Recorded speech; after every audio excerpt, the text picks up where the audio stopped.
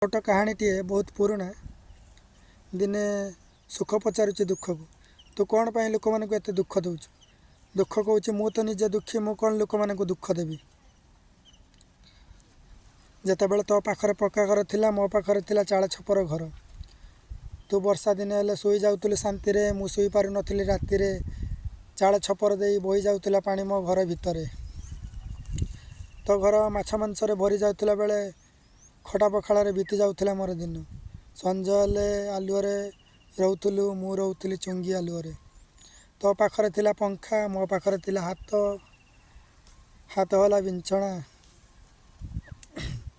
जितेबाला तो घर TV on कर देऊ सेतेबाला मु तो घर पछपटे जाई झरका पाखरे टीवी देखुते तू मते देखी करी बंद कर देउथा तो टीवी।